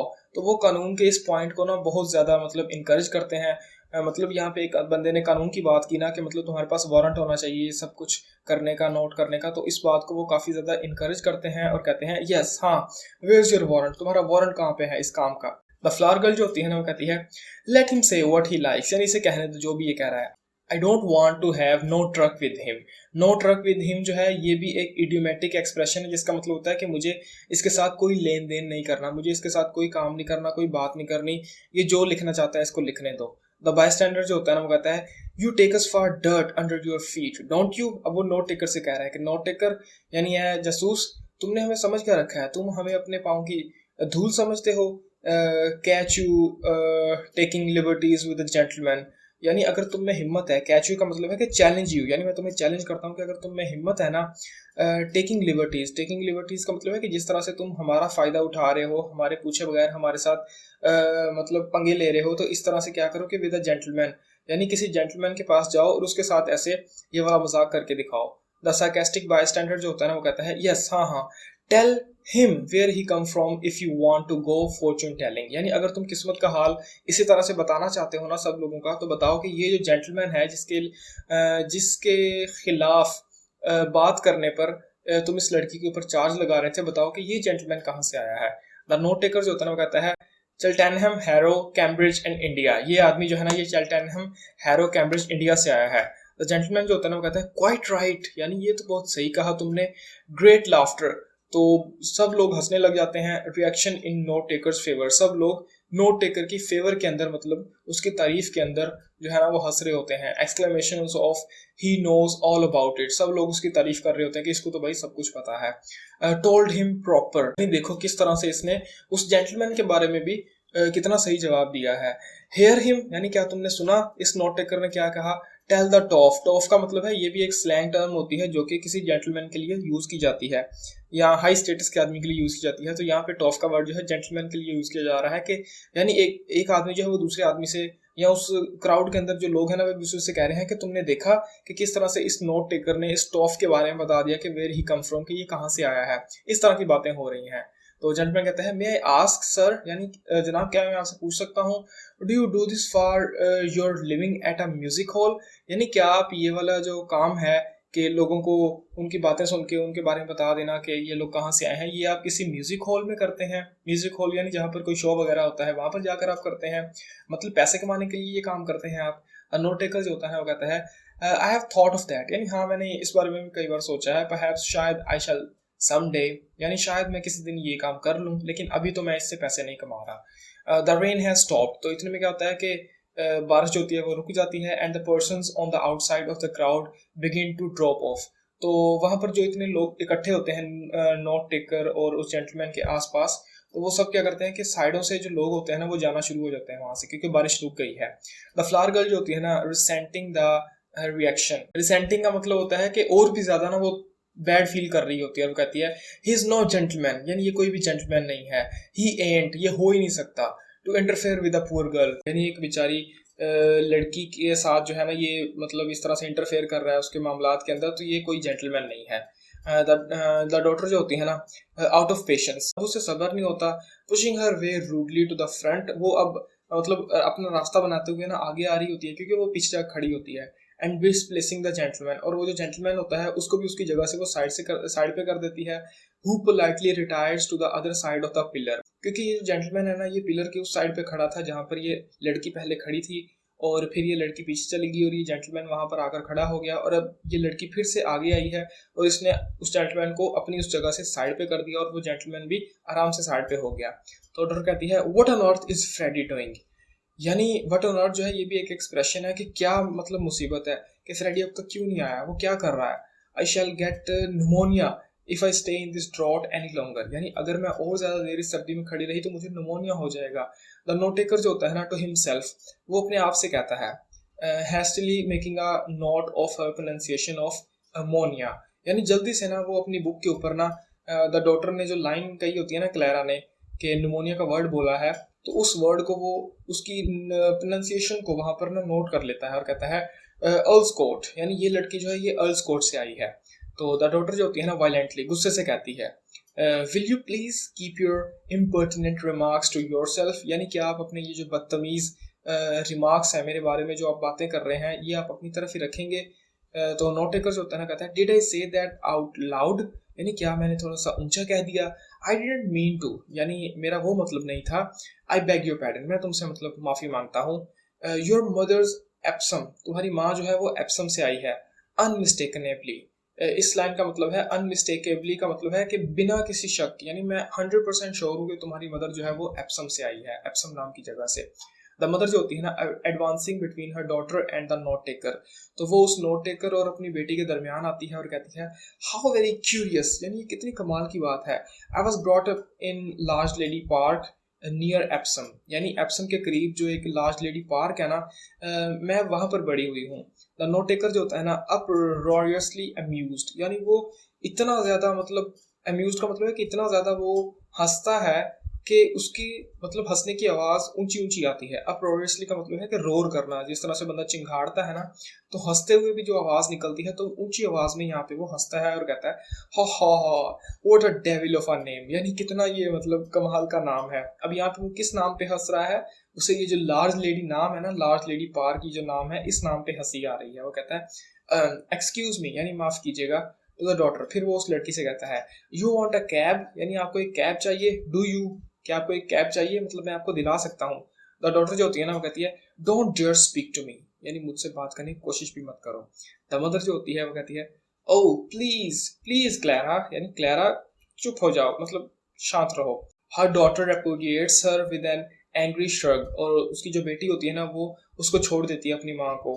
कैसे? एंग्री श्रग, यानी कंधों को गुस्से से ना कंधों को हिलाते हुए अपनी माँ को छोड़ देती है। एंड रिटायर्स हॉटली, और बहुत ही ना गुरूर के साथ ना पीछे चली जाती है। और फिर मदर की लाइन में कहती है we should be so grateful to you sir if you found us a cab, यानी अगर जनाब आप हमें एक कैब ढूंढ के दे देना तो हम आपके बहुत ज्यादा शुक्रगुजार होंगे। The note taker produces a whistle, तो नोट टेकर जो होता है वो एक सीटी निकालता है। और क्या होता है कि मदर कहती है oh thank you sir. She joins her daughter, तो इतने में वो अपनी बेटी के साथ वहां पर जाकर खड़ी हो जाती है। और the note taker blows a piercing blast, piercing यानी कान फाड़ देने वाली, ब्लास्ट यानी आवाज, तेज आवाज ना उस विसल से प्रोड्यूस करता है, यानी उस विसल को बजाता है, उस सीटी को बजाता है नोट टेकर। और द सार्कास्टिक बायस्टैंडर, जो सार्कास्टिक बायस्टैंडर होता है ना, वो कहता है there I note he was a plain clothes copper, copper का मतलब होता है पुलिस वाला, यानी मुझे पता था ये आम कपड़ों के अंदर एक पुलिस वाला ही है। द बायस्टैंडर, जो बायस्टैंडर एक और होता है, वो कहता है that ant a police whistle, यानी ये पुलिस की सीटी नहीं है। दैट्स अ स्पोर्टिंग विसल, ये तो खेल वाली सीटी है। द फ्लावर गर्ल जो होती है ना still preoccupied with her wounded feelings, वो अब भी अपने उन्हीं ख्यालों के अंदर है कि इसने मतलब मुझे ऐसा क्यों कहा, मेरी बातें क्यों लिखी। और कहती है he is no right to take away my character, इसको कोई हक नहीं है मेरे किरदार के ऊपर उंगली उठाने की। माई कैरेक्टर यानी मेरे किरदार के ऊपर, मेरे कैरेक्टर के ऊपर बात करने की। My character is the same to me as any lady's, यानी मेरे लिए मेरा कैरेक्टर बिल्कुल वैसी है जैसा किसी भी लेडी के लिए उसका होगा। The note taker, note taker जो होता है वो कहता है I don't know whether you have noticed it but the rain stopped about 2 minutes अगो, यानी नोट टेकर कहता है कि मुझे नहीं पता कि आप लोगों ने ये ध्यान दिया या नहीं दिया, लेकिन 2 मिनट पहले बारिश जो है वो रुक चुकी है। द बायस्टैंडर जो होता है वो कहता है सो इट हैज, हाँ ये तो रुक गई है। व्हाई डिडंट यू से सो बिफोर, तुमने ये बात पहले क्यों नहीं कही। And us losing our time listening to your silliness, और हम यहाँ पर जो है वो तुम्हारी ये बेवकूफ़ियों को जो है वो सुनने में टाइम गुजार दिया हमने। He walks off toward the Strand, Strand यानी वो जो जगह थी, तो उस जगह की तरफ वो चल देता है। वहां पर मतलब कोई जगह होगी, किसी गली का नाम होगा, तो उस गली की तरफ वो चल देता है ये बात कहने के बाद। अब 2 बायस्टैंडर की ना यहाँ पे बात हो रही है, एक है सिंपल बायस्टैंडर और दूसरा है सार्कास्टिक। सार्कास्टिक जो है ना ये एक ऐसा बायस्टैंडर है जो कि खुद को जो है ना उस नोट टेकर से ज्यादा अच्छा दिखाने की या बताने की कोशिश कर रहा है और नोट टेकर को नीचा दिखाने की कोशिश कर रहा है। तो उसकी लाइन में कहता है I can tell where you come from, यानी नोट टेकर से कह रहा है कि मैं बता सकता हूँ कि तुम कहाँ से आए हो। यू कम फ्रॉम एनुअल, यानी तुम एनुअल से आए हो। गो बैक देयर, और अब जाओ वहीं पे वापस चले जाओ। द नोट टेकर जो होता है ना वो हेल्पफुली, यानी उसको ठीक करते हुए, उसके वर्ड्स को ठीक करते हुए कहता है हैनवेल, यानी तुम शायद कहना चाह रहे हो कि मैं हैनवेल से आया हूँ।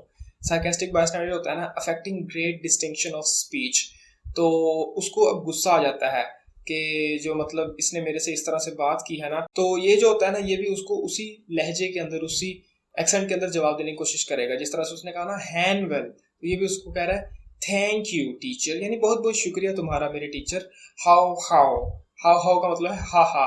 सो लॉन्ग, यानी कितनी देर होगी। He touches his hat with mock respect and strolls off, यानी तुम्हारा बहुत बहुत शुक्रिया।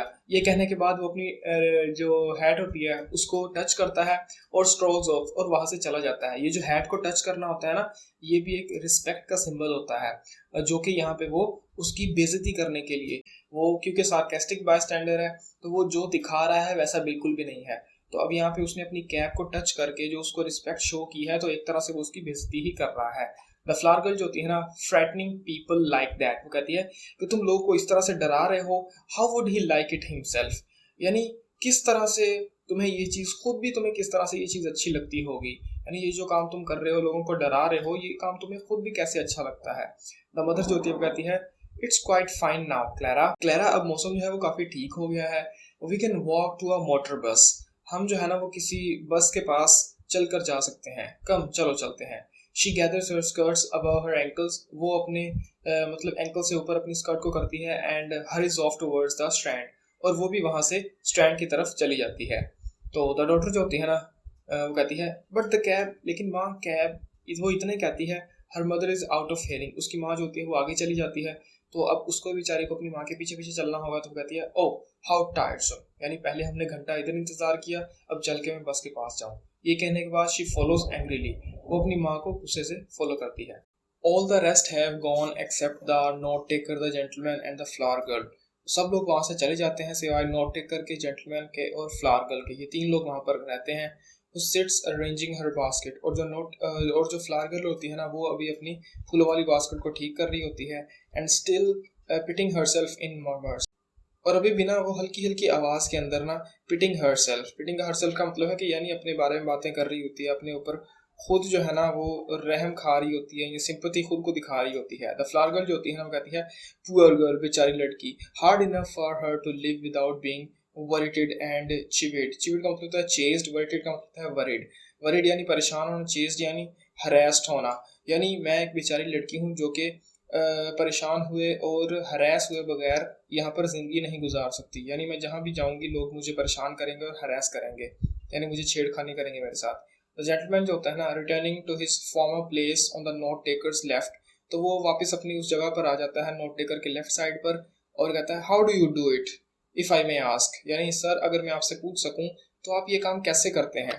तो नोट टेकर जो होता है ना वो कहता है सिंपली फोनेटिक्स, यानी सिंपली मैं ये काम फोनेटिक्स से करता हूँ। फोनेटिक्स यानी साउंड्स की जो स्टडी होती है उसको कहते हैं फोनेटिक्स, और जो साउंड होती है मीनिंगफुल सिंगल साउंड होती है कोई भी, उसको फनीम कहते हैं। तो फिर वो कहता है द साइंस ऑफ स्पीच, यानी मैं फोनेटिक्स से ये सब कुछ करता हूँ, जो कि स्पीच की साइंस है, यानी बोलने की कि किस तरह से बोला जाता है और कौन सा वर्ड कहाँ से बोला जाता है। दैट्स माई प्रोफेशन, यही मेरा पेशा है। ऑल्सो माई हॉबी, और यही मेरी हॉबी भी है, यानी हॉबी कहते हैं कि ऐसा काम जो कि आप फ्री टाइम में करते हैं, अपनी मर्जी से करते हैं, खुशी से करते हैं। तो कहता है ये मेरा पेशा भी है जिससे मैं पैसे कमाता हूँ, और ये मेरा मशगला भी है, हॉबी भी है। Happy is the man who can make a living by his hobby, यानी वो आदमी बहुत ज़्यादा खुश रहता है जो कि अपनी हॉबी से पैसे कमा सकता है, क्योंकि फिर उसे वो काम करने में मज़ा आएगा और पैसे तो वैसे ही आएंगे। यू कैन स्पॉट एन इरिशमैन और अ यॉर्कशायर मैन बाय हिज ब्रॉग, ब्रॉग कहते हैं आउटडोर शू को। तो वो उस जेंटलमैन से कह रहा है कि मतलब तुम जो लोग हो ना, या आम जो लोग होते हैं वो क्या करते हैं कि आप जो है वो किसी आयरिशमैन को या यॉर्कशायर मैन, यानी आपको दो आदमी आपके सामने आ जाए ना तो आप उनके जूतों से उनको पहचान सकते हैं कि यॉर्कशायर मैन कौन है और आयरिशमैन कौन है।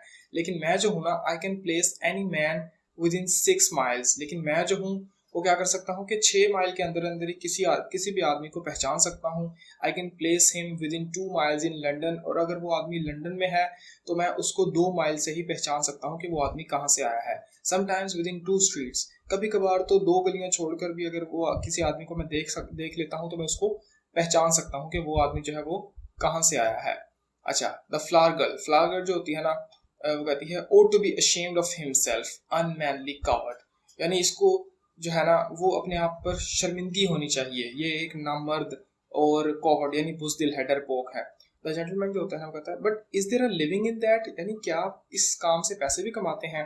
द नोट टेकर जो होता है कहता है ओह यस हाँ, quite a fat one. Fat one का मतलब है काफ़ी, मतलब मड्डी जो है ना वो जनरेट कर लेता हूँ, काफ़ी पैसे मतलब कमा लेता हूँ। This is an age of upstarts. Upstarts का मतलब होता है कि नए नए उभरते हुए सितारे। तो कहता है कि ये एक ऐसी एज है जिसके अंदर बहुत से लोग अमीर हो रहे हैं।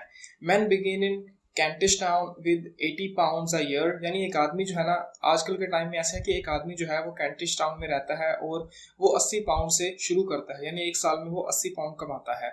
And in park lane with 100,000, और साल के एंड के अंदर क्या होता है कि वो पार्क लेन में रहता है और 100,000 यानी 1 लाख पाउंड जो है वो फिर कमा रहा होता है। तो यानी इस एज के अंदर लोग बहुत ज़्यादा पैसे कमा रहे हैं।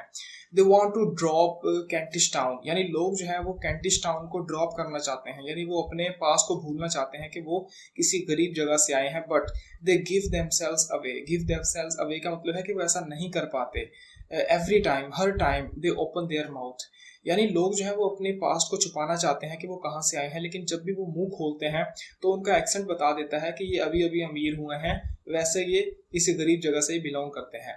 Now I can teach them. फिर उस टाइम क्या होता है कि मैं इन लोगों को सिखाता हूँ एक्सेंट। द फ्लावर गर्ल जो होती है कहती है let him mind his own business and leave a poor girl, यानी इसको अपना काम करना चाहिए और मुझ जैसी बेचारी लड़की को अपने हाल पर छोड़ देना चाहिए। द नोट टेकर जो होता है ना एक्सप्लोसिवली, अब वो गुस्से से फटते हुए कहता है वुमेन यानी औरत sees this detestable booing instantly. Booing का मतलब होता है कि इस तरह से चिल्लाना, जो तुम चिल्ला रही हो। बूइंग वैसे गाय की आवाज़ को भी कहते हैं, जो गाय करती है ना जिस तरह से आवाज़ निकालती है उसको भी कहते हैं। तो कहता है कि ये जो काबिल नफरत तुम चिल्ला रही हो ना, डिटेस्टेबल यानी नफरत के काबिल ये जो तुम आवाज़ें निकाल रही हो, इसको जल्दी से चुप कर जाओ, मतलब रोक लो इनको।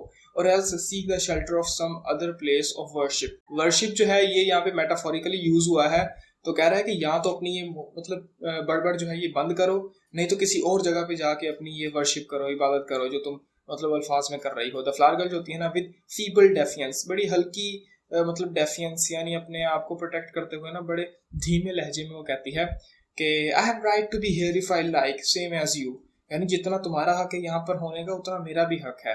द नोट टेकर जो होता है कहता है a woman who utters such depressing and disgusting sounds has no right to be anywhere, यानी तुम जैसी औरत जो कि इतने मतलब डिप्रेसिंग, दुखी और डिस्गस्टिंग, इतने नफरत अंगेज यानी इतने घटिया जो है ना तरह से साउंड्स प्रोड्यूस करती है, अल्फाज बोलती है ना, उसको किसी भी जगह पर होने का कोई भी हक नहीं है। नो राइट टू लिव, यानी तुम जैसी औरत को तो जिंदा रहने का भी हक नहीं है। ये बहुत बड़ी बात कह दी उसने, जो कि ठीक नहीं है। Remember that you are a human being with a soul and a divine gift of articulate speech, यानी याद रखो कि तुम एक इंसान हो जिसके अंदर एक रूह है और एक खुदा की तरफ से तुम्हें बोलने का तोहफा मिला है। That your native language is the language of Shakespeare and Milton and the Bible, और तुम्हारी जो मुकामी ज़ुबान है वो शेक्सपियर की ज़ुबान है, मिल्टन की है और बाइबल की ज़ुबान है, यानी तुम्हारी इतनी आला ज़ुबान है जिसके अंदर शेक्सपियर ने अपने प्लेज लिखे, मिल्टन ने अपनी पोइट्री लिखी और बाइबल जो है बुक वो ये इस जुबान के अंदर लिखी गई, और तुम उस जुबान की बेइज्जती कर रही हो इस तरह से बोल के। And don't sit there crooning like a bilious pigeon. Crooning का मतलब है कि सॉफ्ट लो टोन के अंदर, और यहाँ पर कहता है कि और तुम क्या करो कि अब यहाँ पर ना एक बीमार कबूतर की तरह बैठकर आवाज़ें ना निकालो। बिलियस यानी बीमार। तो फ्लावर गर्ल जो होती है ना क्वाइट ओवरवेल्म्ड, वो थोड़ी सी परेशान हो जाती है। And looking up at him in mingled यानी मिक्स्ड वंडर यानी हैरानगी and deprecation without daring to raise her head. Deprecation कहते हैं डिसअप्रूवल। तो फ्लावर गर्ल जो होती है वो थोड़ी सी परेशान हो जाती है, मिक्स ख्यालों के साथ यानी हैरानगी के साथ उसकी तरफ देखती है और एक ऐसे फेस के साथ उसकी तरफ देखती है जो कि डिसअप्रूवल वाला, यानी वो उसको ऐसे दिखाती है कि मैं तुम्हारी बात नहीं मानती। और ये करने के बाद फिर से वो रोने लग जाती है। ये उसके रोने की फोनेटिक्स है, मतलब लिखा गया है उसको। द नोट टेकर जो होता है विपिंग आउट हिज बुक, वो जल्दी से अपनी मतलब बुक निकालता है और कहता है हेवंस यानी है खुदा, व्हाट अ साउंड, ये कैसी आवाज़ है। ही राइट्स, वो फिर से उसको लिखता है उसकी आवाज़ को। Then holds out the book, फिर उस बुक को अपने सामने रखता है and reads reproducing her vowels exactly, और जिस तरह से वो रो रही थी उसी तरह से वो भी रोने की कोशिश करता है, यानी उसकी आवाज़ प्रोड्यूस करने की कोशिश कर रहा है। कहता है मतलब ये किस तरह से रो रही है, कितना अजीब इसका रोना है। तो द फ्लावर गर्ल जो होती है ना टिकल्ड बाय द परफॉर्मेंस, तो उसको वो उसकी परफॉर्मेंस बहुत अच्छी लगती है। वो जो उसकी कॉपी कर रहा होता है ना रोने की, तो वो उससे काफ़ी अम्यूज होती है and laughing in spite of her self. और बजाय इसके कि उसको गुस्सा आए, वो हंसने लग जाती है उसको देखकर और कहती है गॉड, यानी ओह गॉड, यानी कितने तुम फनी लग रहे हो। द नोट टेकर जो होता है ना, कहता है you see this creature with her kerbstone. English kerbstone का मतलब है, वैसे कर्बस्टोन कहते हैं कि जो पत्थर होता है ना सड़क के किनारे जो पत्थर लगे होते हैं उनको कहते हैं कर्बस्टोन। लेकिन यहाँ पे मतलब है कर्बस्टोन यानी बहुत ही घटिया क्वालिटी की इंग्लिश। यानी तुमने देखा, जेंटलमैन से कह रहा है कि यानी तुमने देखा कि इसकी इंग्लिश जो है वो कितनी खराब है। The English that will keep her in the gutter to the end of her days. जी हाँ, इंग्लिश में गटर को गटर ही कहते हैं। और कहता है कि इसकी इंग्लिश ना ऐसे है कि इस इंग्लिश की वजह से ना ये हमेशा गटर में ही रहेगी, यानी हमेशा ये लो क्लास में ही रहेगी।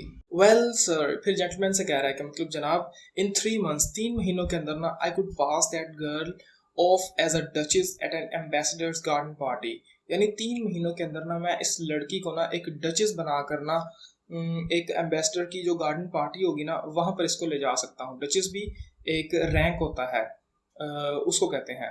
तो कहता है I could even get her a place as lady's maid और शॉप असिस्टेंट। या उसके अलावा मैं इसको ना किसी दुकान में असिस्टेंट की नौकरी दिलवा सकता हूँ या किसी भी औरत की मेड की नौकरी दिलवा सकता हूँ, विच रिक्वायर्स बेटर इंग्लिश, जिसके लिए अच्छी इंग्लिश की ज़रूरत होती है। यानी मैं इसको अच्छी इंग्लिश सिखा सकता हूँ। That's the sort of thing I do for commercial millionaires. यही वो चीज़ है जो कि मैं बहुत ज़्यादा पैसे कमाने वाले लोगों के लिए करता हूँ। And on the profits of it, और जो भी इससे मुझे मुनाफा होता है, I do genuine scientific work in phonetics. मैं क्या करता हूँ कि फोनेटिक्स के अंदर ना साइंटिफिक वर्क करता हूँ, यानी साउंड की जो स्टडी होती है उसके अंदर मैं इस पैसे को लगाता हूँ। And a little as a poet on Miltonic lines, और मिल्टन की जो लाइंस है ना उसके ऊपर मैं पोइट्री भी लिखता हूँ। तो उसने यहाँ पे बता दिया कि मैं पैसों का क्या यूज़ करता हूँ। पहले उसने कहा कि मैं जो फोनेटिक्स की मेरी जो फील्ड है उसके अंदर मैं इस पैसे को लगाता हूँ और ज़्यादा स्टडी करने के लिए, रिसर्च वर्क करने के लिए। और दूसरा काम मैं क्या करता हूँ कि मिल्टन्स की जो लाइन है उसकी तरह की पोइट्री लिखता हूँ। द जेंटलमैन जो होता है वो कहता है I am my self a student of Indian dialects. And यानी मैं भी इंडियन डायलेक्ट्स का स्टूडेंट हूँ जो कि इंडियन डायलेक्ट्स को स्टडी करता है। डायलेक्ट्स कहते हैं कि किसी भी खास इलाके की ज़ुबान का जो एक्सेंट होता है, यानी किसी भी लैंग्वेज, कोई भी लैंग्वेज होती है ना वो किसी भी इलाके के साथ चेंज होती रहती है। फ़र्ज़ कर लें कि पंजाब के अंदर पंजाबी बोली जाती है, लेकिन पूरे पंजाब के अंदर एक ही तरह की पंजाबी नहीं बोली जाती, उसका एक्सेंट चेंज हो जाता है, तो उसको हम डायलेक्ट कहते हैं। तो जेंटलमैन कहता है कि मैं भी इंडियन डायलेक्ट का स्टूडेंट हूँ। और अभी वो इतना ही कहता है तो नोट टेकर जो होता है ना, ईगरली कहते हैं कि बहुत शिद्दत के साथ उसको कहता है आर यू, क्या तुम सच में मतलब स्टूडेंट हो इंडियन डायलेक्ट के? Do you know Colonel Pickering, क्या तुम कर्नल पिकरिंग को जानते हो? The author of Spoken Sanskrit. और कर्नल पिकरिंग जो है ना वो स्पोकन संस्कृत उसने एक बुक लिखी थी, उसका वो राइटर है। तो जेंटलमैन जो होता है वो कहता है आई एम कर्नल पिकरिंग, मैं हूँ Colonel Pickering. Who are you, तुम कौन हो? नोटेकर जो तो कहता है हेनरी हिगन्स, मैं हूँ Henry Higgins, author of Higgins universal alphabet, जिसने हिगन्स यूनिवर्सल अल्फाबेट लिखी थी, मैं उसका ऑथर हूँ। पिकरिंग जो होता है ना विद एंथुजियाज्म, बड़े खुश होते हुए कहता है I came from India to meet you, यानी मैं इंडिया से तुम्हें तो मिलने के लिए आया हूँ। तो हिगिंस जो होता है वो कहता है I was going to India to meet you, यानी मैं इंडिया जाने वाला था तुमसे मिलने के लिए। तो पिकरिंग जो होता है वो कहता है वेयर डू यू लिव, तुम रहते कहाँ पे हो?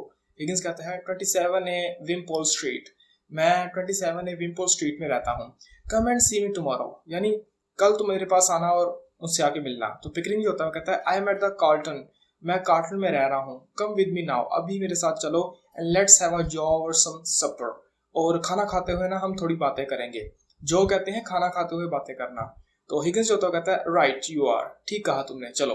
तो फ्लावर गर्ल जो होती है ना टू पिकरिंग, वो पिकरिंग से कहती है एज ही पासिस हर, जैसे ही वो उसके पास से गुजरने लगता है ना तो वो उससे कहती है buy a flower kind gentleman, यानी ए भले आदमी मुझसे एक फूल खरीद लो। I am short for my lodging, lodging का मतलब है कि यानी मैंने घर का किराया देना है तो मेरे पास पैसे नहीं है तो मुझसे फूल खरीद लो। तो पिकरिंग जो होता है ना वो कहता है I really haven't any change, यानी मेरे पास सच में खुले पैसे नहीं है। आई एम सॉरी, मुझे माफ कर देना। ही गोज अवे, ये कहते हुए वो वहां से चला जाता है। तो हिगिंस जो होता है ना शॉक्ड एट गर्ल्स मिडेसिटी, मिडेसिटी कहते हैं झूठ बोलने की कैपेबिलिटी, यानी टेंडेंसी टू बी अनफेथफुल या लॉयर या अनट्रस्टफुल। तो जब वो देखता है कि ये लड़की झूठ बोल रही है वो कहता है लायर, यानी तुम झूठ बोल रही हो। You said you could change half a crown, यानी थोड़ी देर पहले तुमने कहा कि तुम हाफ अ क्राउन का चेंज दे सकती हो, यानी 2 शिलिंग का चेंज दे सकती हो, और अब तुम कह रही हो तुम्हारे पास पैसे नहीं है, झूठी। द फ्लावर गर्ल जो होती है वो कहती है राइजिंग इन डेस्परेशन, तो वो गुस्से से ना मतलब चिड़चिड़ी होकर उठती है और कहती है you ought to be stuffed with nails, यानी तुम जैसे आदमी को तो कीलों से ना दीवार में चुनवा देना चाहिए। यू ऑट, हाँ तुम्हारे साथ ऐसा ही होना चाहिए। Flinging the basket at his feet, flinging, flinging का मतलब होता है जोर से नीचे फेंकना, तो वो अपनी उस बास्केट को जोर से नीचे फेंकती है और कहती है take the whole blooming basket for 6 pence, यानी सिर्फ 6 pence दो और ये सारी बास्केट ले जाओ। The church clock strikes the second quarter, तो अब 15 मिनट गुजर जाते हैं और 11:30 का घंटा बजता है चर्च का। और हिगिंस जो होता है ना, hearing it in the voice of God, तो जब वो चर्च के घंटे की आवाज सुनता है तो वो कहता है rebuking him for his pharisaic want of charity to the poor girl. Rebuking का मतलब होता है बुरा भला कहना। फेरियासिक जो है ना, लोग होते हैं जो कि दिखने में ऐसे लगते हैं कि जो कि बहुत ज़्यादा ना दीन से, रिलीजन से जुड़े हुए हैं, लेकिन असल में वो उसको जेन्युइनली फॉलो नहीं कर रहे होते। तो यहाँ पे वांट का मतलब है लेक, तो जब वो चर्च का घंटा सुनता है ना हिगिंस, तो वो क्या करता है कि अपने आप को बुरा भला कहता है। क्यों? क्योंकि वो खुद को फेरियासिक मानता है कि ऐसा आदमी जो कि रिलीजन से जुड़ा हुआ है, और अब यहाँ पे वो उस बेचारी पुअर लड़की यानी बेचारी लड़की को चैरिटी यानी पैसे जो है ना दान में नहीं दे रहा। तो उस मतलब एक तरह से ना चर्च का घंटा बजा और उसको ऐसा लगा कि गॉड जो है वो उसे कह रहा है कि तुम तो एक पेरियासिक थे और तुम इस बेचारी लड़की को पैसे क्यों नहीं दे रहे। तो अ रिमाइंडर, वो कहता है कि ये मेरे लिए एक रिमाइंडर है, चेतावनी है। ही रेजेस हिज हैट solemnly, वो ना बड़े आराम से अपनी हैट को सर से उठाता है। Then throws a handful of money into the basket, और फिर उसके हाथ में जितने पैसे आते हैं ना वो उसकी बास्केट में फेंक देता है। एंड फॉलोज पिकरिंग, और पिकरिंग का पीछा शुरू कर देता है। और द फ्लावर गर्ल जो होती है ना, पिकिंग अप हाफ क्राउन, तो उसमें से एक हाफ क्राउन उठाती है, मतलब वो काफी सारे पैसे थे तो उनमें से उसने एक हाफ क्राउन उठाया और कहती है ओ ओ, अभी उसके एक्सप्रेशन है खुशी वाले। तो picking up a Kapil of Florence, fluorine जो है ये भी एक कॉइन होता है जो कि 100 सेंट के इक्वल होता है, तो उसको उठाती है, कहती है आ।